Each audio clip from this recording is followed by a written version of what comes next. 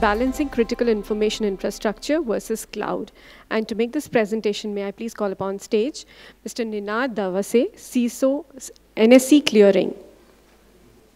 Welcome, Mr. Dhavase. The stage is all yours. Good afternoon, everyone. I think it's an honor to present after Samir sir's session. I know it's a second half again. I'm mentioning it again. But I'll try to keep it attentive. I hope you have all of your eyes and ears on the slides.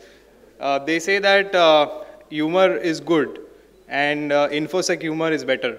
So I put in some social media trolls for you to enjoy so that at least you have your attention on the half part of the slide.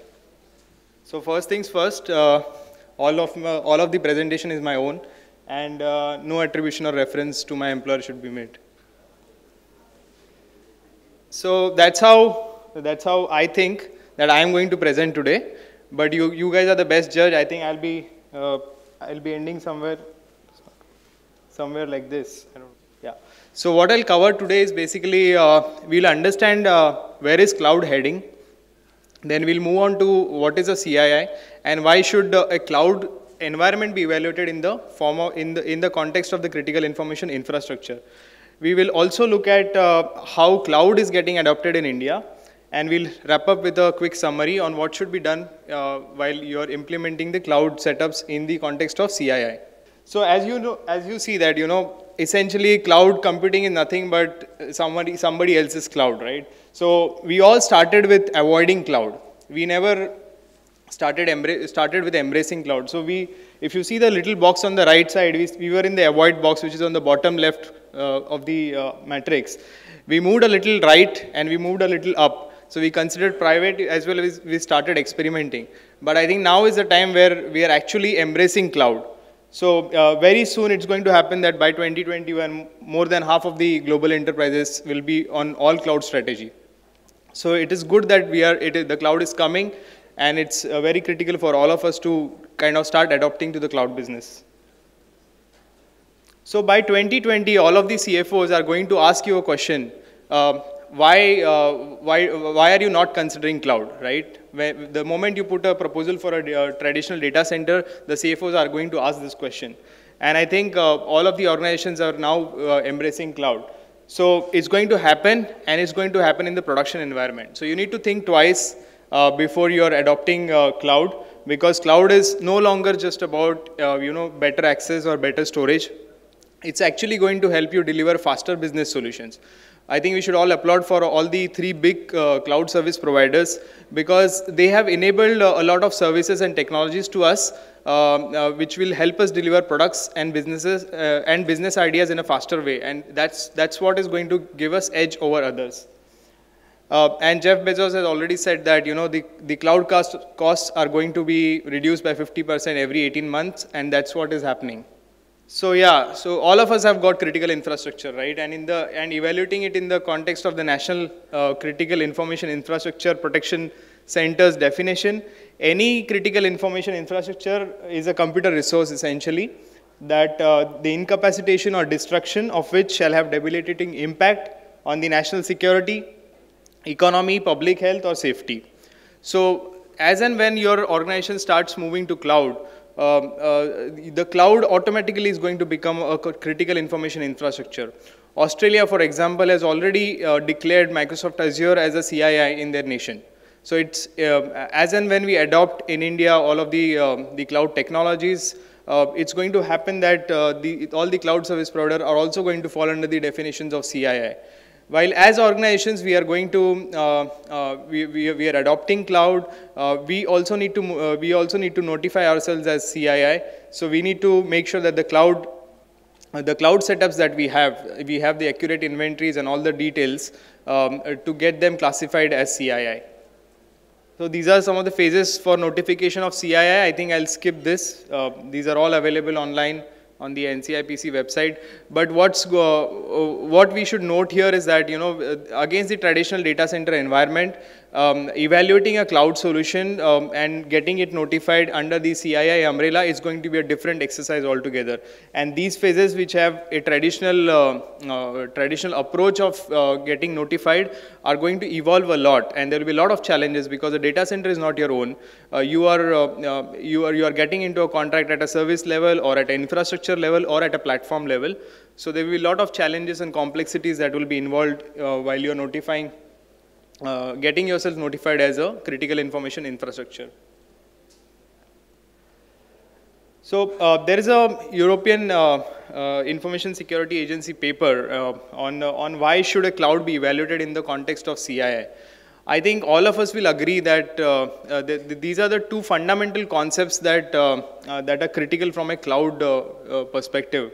One is the interdependencies that gets knocked out, because if all of your telecom providers in the country are hosting their critical infrastructure on the same cloud within the same region, it's going to be a single point of failure for the whole nation, right? Plus, let's say if a power company also hosts some of their infrastructure on the same cloud, and that cloud gets impacted, then the power essentially gets impacted. If the power is not there, then the data centers in the country get impacted. If the data centers are not running, then the e-commerce facilities get impacted, the public services get impacted, and any impact on each of these will bring the whole economy in the country down in some perspective or the other. So we need to understand the interdependencies that are involved as and when we migrate to cloud from a CII perspective. The other area that we should focus on is the concentration risk that happens when you get onto a cloud. So an organization A, which is nation critical, and organization B, which is also nation critical, both of them earlier they might have had different setups, different traditional setups and different data centers at different locations, but now all of them are moving to cloud. So it's going to be a concentration risk, not just for those organizations, but for the entire country who is using their services. So these are the two areas I think that are critical, and plus, as Gartner has noted that 95% of the security failures will be because of the customers' inability to configure the services. So I think from a cloud perspective, I'm sure you know that cloud is a shared security model. Cloud service providers these days give a lot of control to the customers to secure their infrastructures, platforms, and softwares, right?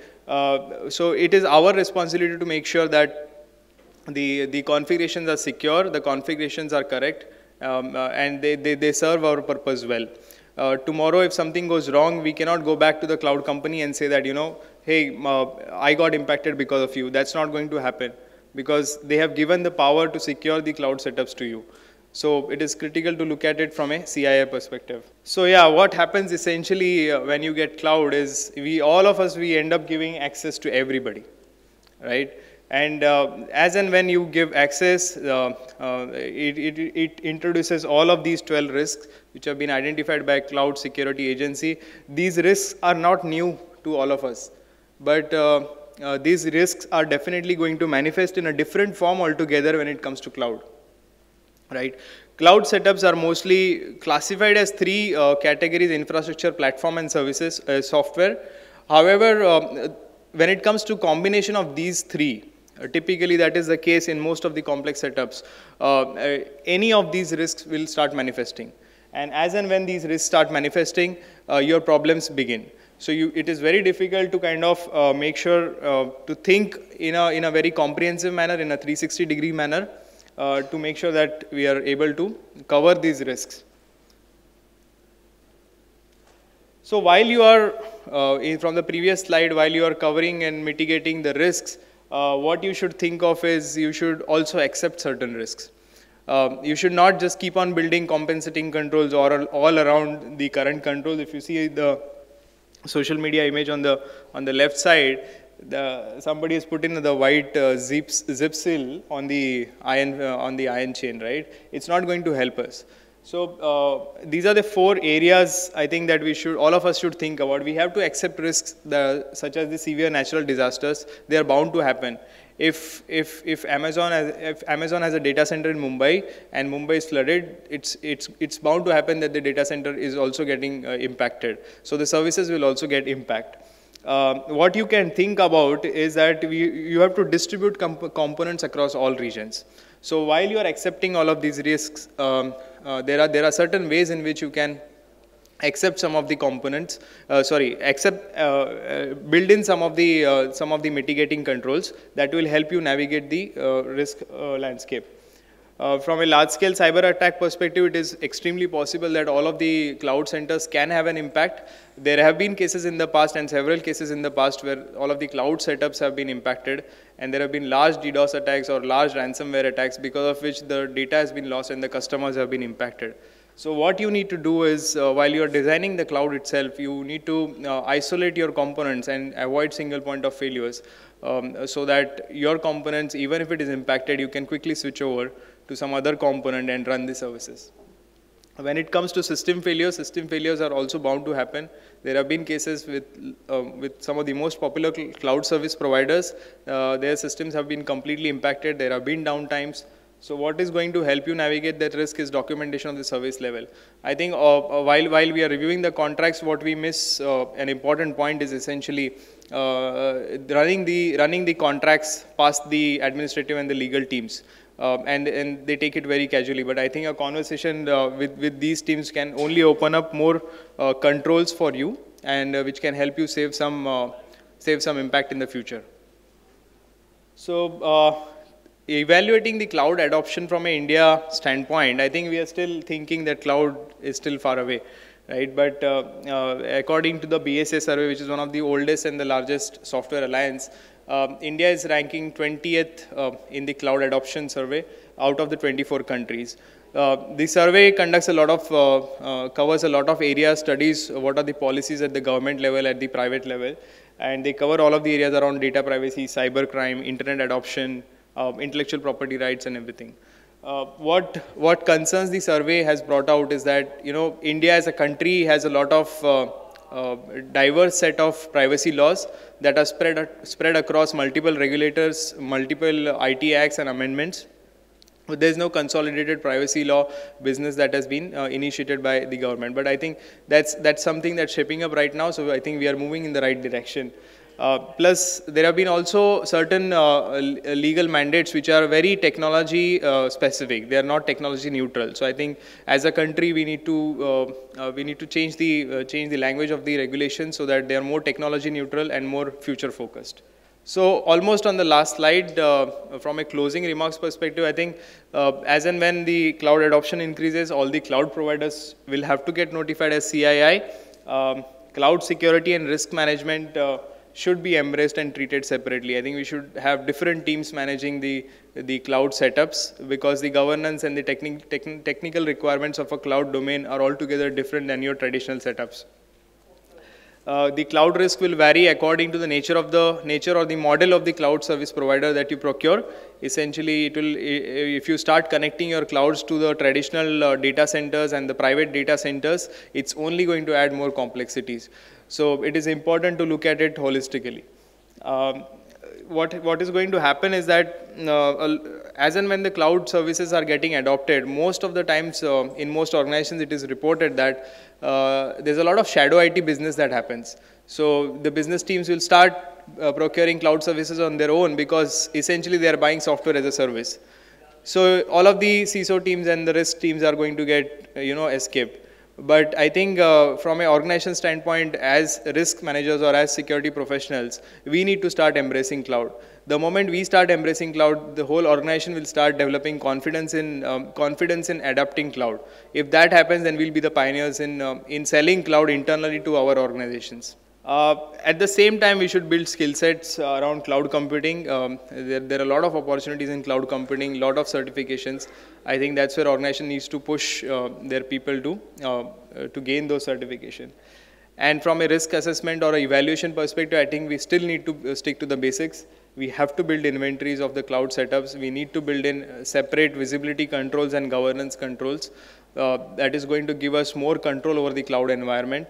And we need to apply the defense in depth principles across your network, application, databases, endpoints, operating systems, as well as the cloud management console, to save us all from all of the 12 risks that we have been identified. That's it. I'm around for a while if you have have any questions, let me know.